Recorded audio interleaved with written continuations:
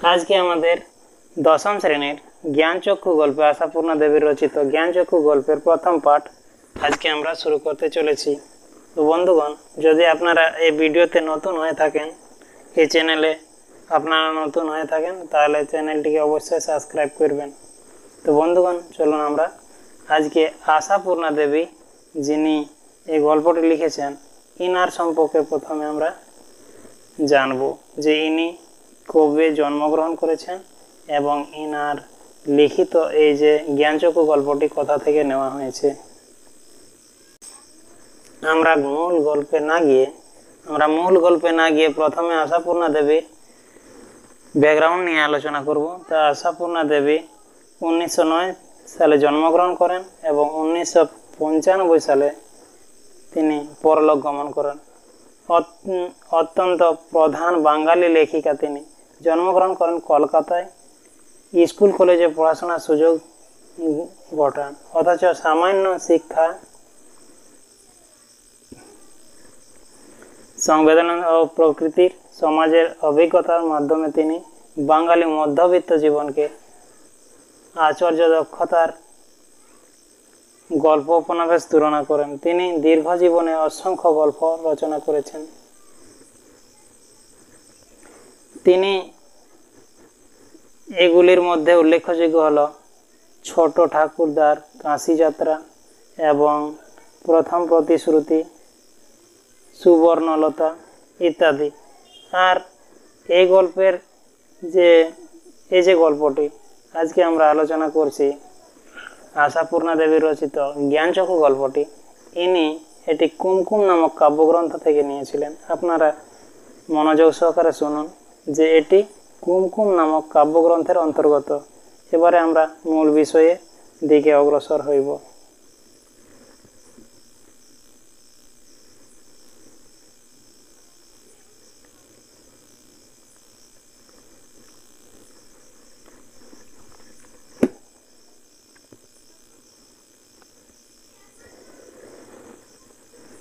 কথাটা শুনে তপনের চোখ মার্বেল হয়ে গেল। এই যে কথাটা আসলে কি সেটা আমরা জানতে চলেছি।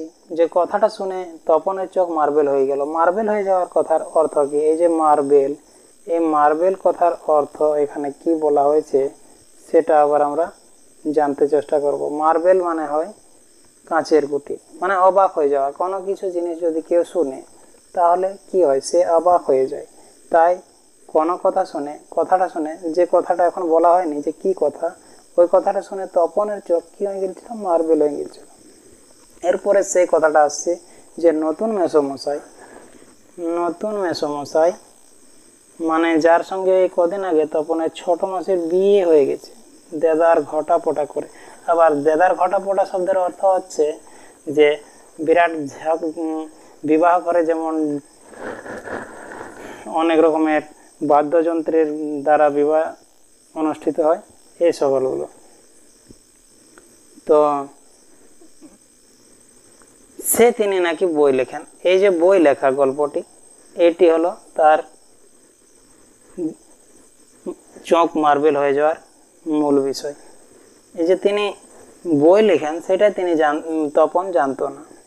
সেসব বই নাকি ছাপা হয়, অনেক বই ছাপা হয়েছে মেসোর। তার মানে কি? তার মানে নতুনের মেসোমশাই একজন লেখক, সত্যিকারের লেখক। জলজয়ন্ত একজন লেখককে এত কাছ থেকে কখনো দেখেনি তপন। দেখা যায় তাও জানতো না। লেখকরা যে তপনের বাবা, ছোট মামা এবং মেজ কাকুর মতো মানুষ, এই বিষয়ে সন্দেহ ছিল তপনের। মানে তপন কোনোদিনও দেখেনি যে মানুষই গল্প লেখে। এই বিষয়ে তার সন্দেহ ছিল যে মানুষ গল্প লেখে। কিন্তু নতুন মেসোকে দেখে জ্ঞানচক্ষু খেলে গেল তপনের। মানে যখন সে দেখতে পেল যে তার তপনের মেসো, মানে যার সঙ্গে কদিন আগে তপনের ছোট মাসের বিয়ে হয়ে গেছে, তিনি গল্প লেখেন এবং তার গল্প ছাপা হয়।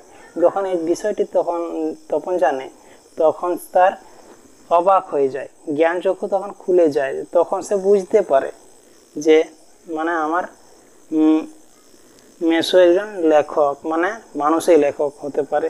আশ্চর্য, তখনই অবাক হয়ে ভাবে কি আশ্চর্য, কথা উল্টো পাল্টা নেই, অন্যরকম নেই, একেবারে নিছক মানুষ। সে ওদের মতোই মানে ওর কাকা বাবাদের মতোই দাড়ি কামান, সিগারেট খান, খেতে বসে আরে বেশ এত কখনো খাওয়া যায়, এ বলে কি করেন অর্ধেক তুলিয়ে দেন। এই যে অর্ধেক তুলা, এই অর্ধেক তুলা বিষয়টা, এই যে বলছে অর্ধেক তুলিয়ে দেন, অর্ধেক তুলা বিষয়টা মানে কি, যখন কেউ শ্বশুর বাড়িতে যায় বা নতুন কোনো কুটুম্বের ঘর যায়, তখন হয়তো তার খিদা হলো, সে কিছু না কিছু খাবার ছেড়ে দেয় বা সে আশ্চর্যভাবে বলে ওঠে এত কি খাওয়া যায়, এই বিষয় বলে তিনিও বই করেছিলেন। এবং চানের সময় চান করেন এবং ঘুমের সময় ঘুমান, ঠিক মানুষের মতো। এইসব ব্যাপার কিন্তু তপনের জানা ছিল না। তাছাড়া ঠিক ছোট মামাদের মতো কি করে, খবরের কাগজ নিয়ে প্রবলভাবে তর্ক বিতর্ক করে।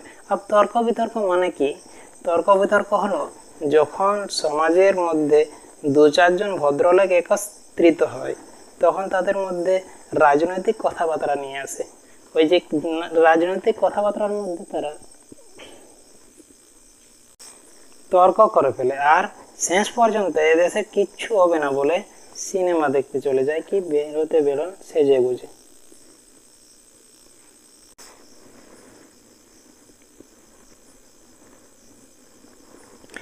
মামার বাড়িতে এই বিয়ের উপলক্ষে এসেছে তপন। কোন বিয়ের উপলক্ষে?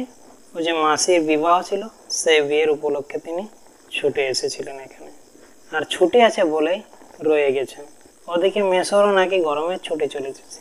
এই যে মেসো, তিনি একজন কলেজের প্রফেসর, তাই মেসোরও ছুটি আছে, তাই সে শ্বশুর বাড়িতে এসে রয়েছেন কদিন।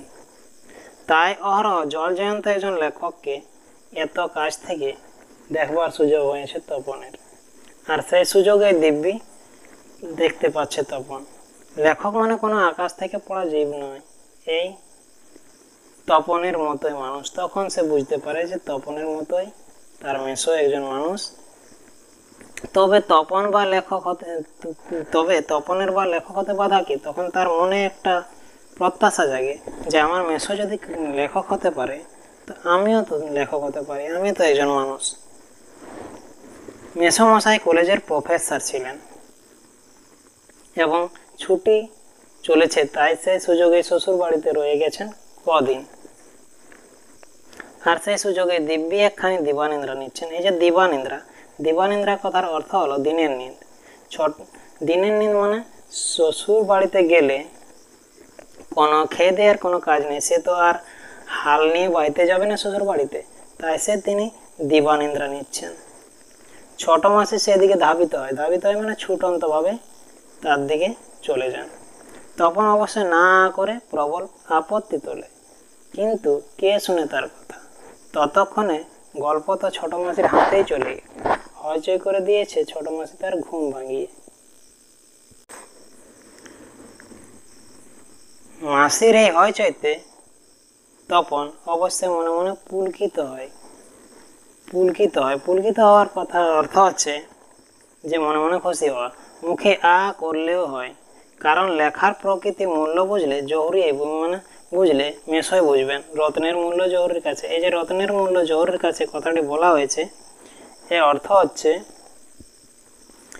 যে যদি একটু সোনা আমি যে কারো দেখাতে পারি, তো সে মূল সোনাটির দাম সে কেউ বলতে পারে না যে এই রত্নটির মূল্য কত, কিন্তু একজন জহুরিকে যদি আমি দেখাই, সে বলতে পারে যে এটির মূল্য কত। তাই যদি লেখাটি আমি কেমন লিখেছি সেই বিষয়টা যদি জানতে চাই, তাহলে তার মেসোমশাই বুঝবে। তাই এখানে বলা হয়েছে যে রত্নের মূল্য জহুরির কাছে।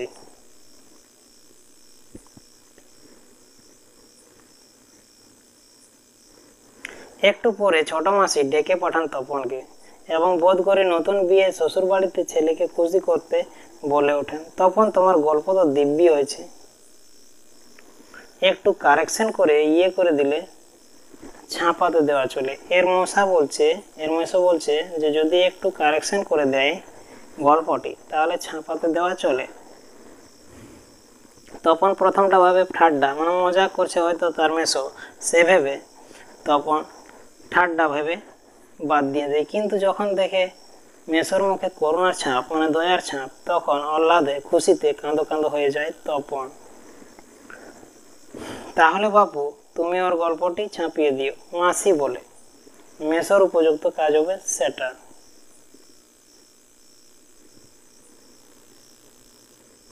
মেসো তেমনি করুণার মূর্তিতে, ভালোবাসার মূর্তিতে সে তা দেওয়া যায়। আমি বললে সন্ধ্যাতারা সম্পাদক, মানে যেখানে গল্পটি ছাপিয়ে দেওয়া হবে তার নাম সন্ধ্যাতারা। তো বলছে এই যে সন্ধ্যাতারার যে সম্পাদক যিনি ছাপবেন তিনি না করতে পারবেন না। ঠিক আছে তখন তোমার গল্প আমি ছাপিয়ে দেবো, তার মেসো বলে তার গল্পটি নিয়ে চলে যায়। বিকেলে চায়ের টেবিলে ওঠে কথা। যখন সবাই চা খেতে বসে বিকেলবেলা, তখন এই কথাটি ওঠে যে বিকেলে চায়ের টেবিলে ওঠে কথাটি। কোন কথাটি?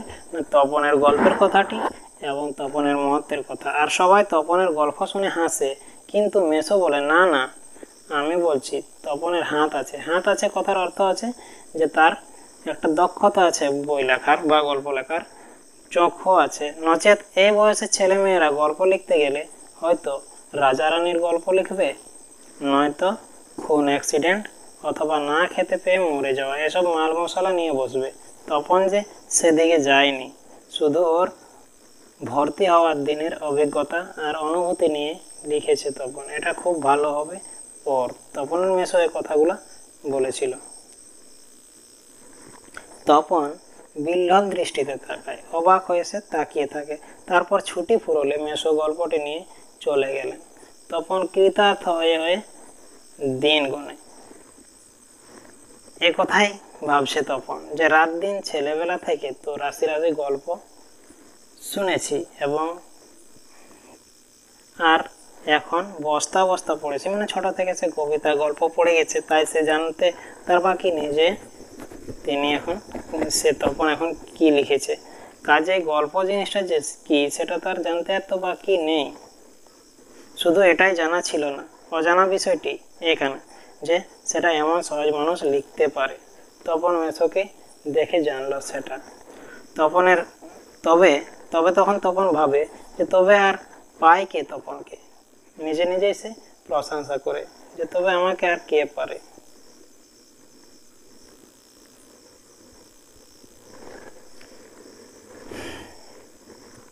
দুপুরবেলা সবাই যখন নিথর মানে শান্ত, দুপুরবেলা যখন সবাই ঘুমন্ত অবস্থায় তখন সব শান্ত, তখন তপন আসতে একটা খাতা, হোম টাস্কের খাতা, কি বিয়ে বাড়িতে সেটি মা না নিয়ে ছাড়েননি, আর কলমটি নিয়ে 3তলা সিঁড়িতে গিয়ে উঠে গেল। আর তোমরা, মানে আমাদেরকে বলছে যে বিশ্বাস করবে কিনা জানি না, এক আসনে বসে লিখে ফেললো আস্ত একটা জিন্দা, আস্ত মানে জিন্দা একটা গল্প। লেখার পর যখন পড়লো তখন গায়ে কাঁটা দিয়ে উঠলো, নিজের কাঁটা শিরে ওঠে। তপনের মাথার চুল খাড়া হয়ে যায়, অবাক হয়ে যায়, এই কি ব্যাপার, এই যে সত্যি হুবহু গল্পের মতো লাগছে।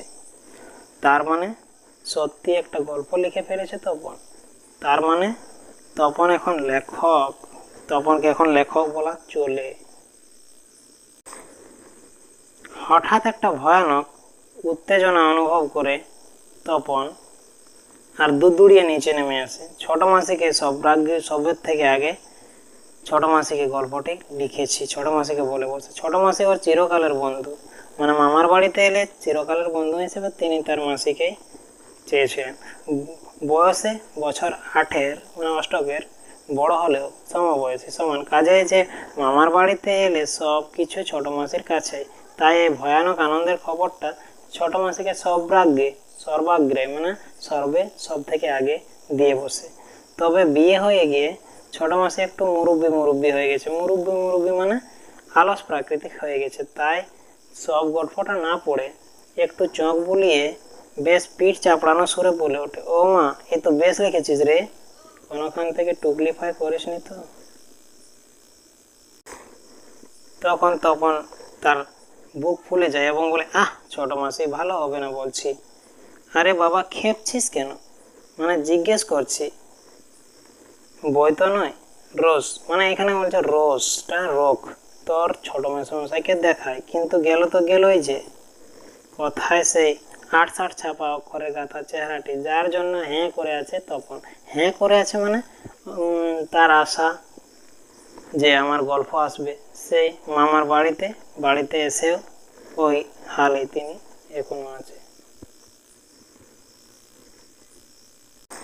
এদিকে বাড়িতে তপনের নাম হয়ে গেছে কবি, সাহিত্যিক, আর উঠতে বসতে সবাই ঠাট্টা করছে, মানে মজা করছে, তোর হবে বাবা, হ্যাঁ বাবা তোর হবে। তবু এসব ঠাট্টা তামাশার মধ্যে তপন আরো ২-৩টি গল্প লিখে ফেলেছে।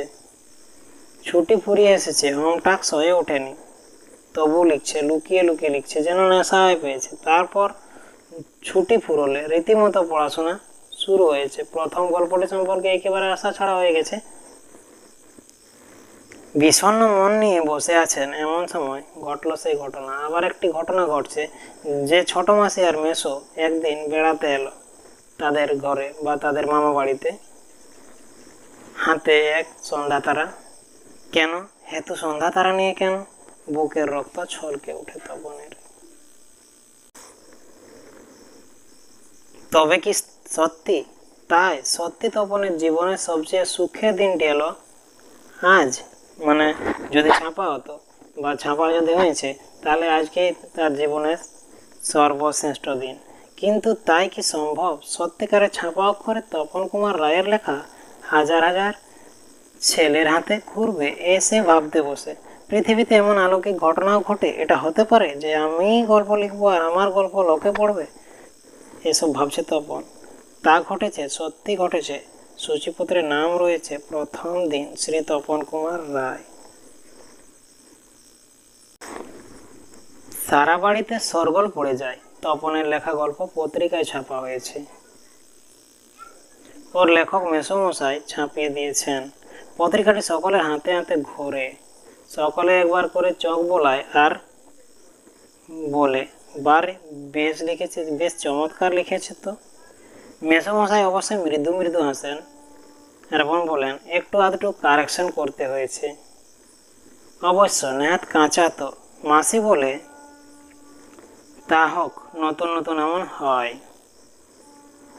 ক্রমশ ওই কথাটা ছড়িয়ে পড়ে। এখানে বলছে ক্রমশ ওই কথাটা ছড়িয়ে পড়ে। এই যে কথাটা কি? যে কারেকশন, ওই যে কারেকশনের কথা। বাবা বলে, তাই নাইলে ফট করে লিখলি আর ছাপা হলো। মেজো কাকু বলল, তা ওরকম একটি লেখক মেসো থাকা মন্দ নয়। আমাদের থাকলে আমরাও চেষ্টা করে দেখতুম। ছোট মাসি আত্মপ্রসাদে প্রসন্নতা নিয়ে বসে বসে ডিম খায়। মানে বুক ফুলিয়েছে তার যে তপনের গল্প ছাপা হয়েছে এ বিষয়ে সে মহা খুশি। সেই ছোট মাসি আত্মপ্রসাদে মানে খুশি হয়ে প্রসন্নতা নিয়ে বসে বসে ডিম ভাজা আর চা খাচ্ছেন। ডিম ভাজা আর চা, মেসো শুধু কফি। আজ আর অন্য কথা নেই, শুধু তপনের গল্পের কথা আর তপনের নতুন মেসোর মুহূর্তের কথা। উনি না দিলে কি আর সন্ধ্যা তারার সম্পাদক কুড়ির হাতের আঙ্গুল দিয়েও ছুতো এই গল্পটি যেটি ছাপা হয়েছে? তপন যেন কোথায় হারিয়ে যায় এসব গল্পের কথার মধ্যে। গল্প ছাপা হলে ভয়ঙ্কর আহ্লাদটা হবার কথা, সে আহ্লাদ আর তপন খুঁজে পায় না। তপনের মনে মনে তপনের আর নাম হয় না। তপনের মেসোর দিকেই সব যত ক্রেডিট, এই যে বই লেখার ক্রেডিটটা চলে যায়। অনেকক্ষণ পরে মা বলে, কই নিজের মুখে একবার পড় তো শুনি। বাবা তোর পেটে পেটে এতক্ষণে বইটা নিজের হাতে পায় তপন। মা বলে, কই পড়, লজ্জা কি, পড় সবাই শুনি। তপন লজ্জা ভেঙে পড়তে যায়। কেসে গলা পরিষ্কার করে। আবার কেসে গলা পরিষ্কার করে, কেস মানে এই থানার কেস নেই, করে যেটা সেটা হলো কেসে। কিন্তু এ কি, এসব কি পড়ছে তপন? এ কার লেখা? এ প্রত্যেকটি লাইন তো নতুন আন করা, তপনের অপরিচিত। তপন কিছু বুঝতে পারছে না যে আমি কি পড়ছি। এর মধ্যে তপন কোথায়? তার মানে মেসো তপনের গল্পটিকে আগাগোড়ায় কারেকশন করেছে। আগাগোড়া মানে পুরো বদলে দিয়েছে, অর্থাৎ নতুন করে লিখেছে। নিজে পাকা হাতে কলমে তপন আর পড়তে পারে না, বাবার মতন বসে থাকে। তারপর ধমক খায়, কি রে তোর যে দেখি পায়া ভারী হয়ে গেছে। পায়া ভারী হয়ে যাওয়া মানে যে অহংকার হয়ে যাওয়া। সবাই শুনতে চাচ্ছে তবু পড়ছিস না, নাকি অতি আহ্লাদে বা করে গেলি, না বলছে বেশি খুশি হয়ে কঁকা হয়ে গেছিস। তপন গড়গড়িয়ে পড়ে যায়। তপনের মাথায় ঢোকে না সে কি পড়ছে, তবু ধন্যে ধন্যে ধন্যে ধন্যে কথার অর্থ হচ্ছে প্রশংসা করে পড়ে যায়। আর একবার রব উঠে, রব উঠে, এই যে রব উঠে, এই রব উঠে কথাটি কি সেটা আবার আমরা জানব। তপনের লেখক মেসো তপনের গল্পটি ছাপিয়ে দিয়েছে। রব কথার অর্থ হচ্ছে যে আওয়াজ ওঠে, যে তপনের গল্পটি তপনের মেসো ছাপিয়ে দিয়েছে, অমনি বলছে, ও বলছে, সেই কথাটাকে এখানে রব বলা হয়েছে। তপনের বই ফেলে রেখে চলে যায়। তপন ছাতে গিয়ে শার্টের তলাটা তুলে চোখ মুছে। তপনের মনে হয় আজ যেন তার জীবনের সবচেয়ে দুঃখের দিন, কারণ তার মেসোর দিকে টোটাল ক্রেডিট এ তো আর সহ্য করতে পারছে না। কেন তা জানে না, তপন জানে না, শুধু এই মুহূর্তে গম্ভীরভাবে সে সংকল্প করতে পারে, মানে নিজে নিজে প্রতিজ্ঞা করতে পারে, যদি কখনো ছাপতে দেওয়া হয়, এই যে সংকল্প, সংকল্প কথার হচ্ছে প্রতিজ্ঞা, ছাপতে দেওয়া হয় তাহলে নিজে গিয়ে দেবে, ছাপা হয় হোক না হোক, না হোক, নিজের কাঁচা লেখা ছাপা হয় হোক না হয়, না হোক, তপনকে যেন আর কখনো শুনতে না হয় অমুক তার গল্প ছাপিয়ে দিয়েছে। তপন বইটা ফেলে রেখে চলে যায়। তপন ছাতে উঠে গিয়ে শার্টের তলাটা দিয়ে চোখ মুছে। শুধু এই দুঃখের মুহূর্তে সে গম্ভীরভাবে সংকল্প করে, সংকল্প করা আমরা পড়েছি এবং জেনেছি যে সংকল্প মানে হচ্ছে প্রতিজ্ঞা করা। তপনকে যেন আর কোনোদিন শুনতে না হয় যে এই গল্পটি সে ছাপিয়ে দিয়েছে, এটাই তার প্রতিজ্ঞা। আর তপনকে যেন নিজের গল্প পড়তে বসে অন্যের লেখা লাইন পড়তে না হয়। তার চেয়ে দুঃখের আর কিছুই নেই, তার চেয়ে অপমানের। তো বন্ধুগণ, আজ আমরা আলোচনা করলাম আশাপূর্ণা দেবীর জ্ঞানচক্ষু গল্পটি। বন্ধুগণ, যদি এই গল্পটি আপনাদের ভালো লাগে তাহলে অবশ্যই লাইক, সাবস্ক্রাইব এবং কমেন্ট করবেন। আর এই দশম শ্রেণীর কোন পার্টটি আপনাদের চাই আপনারা অবশ্যই কমেন্ট করে আমাকে জানাবেন। ততক্ষণ থেকে ভালো থাকুন, সুস্থ থাকুন, নমস্কার।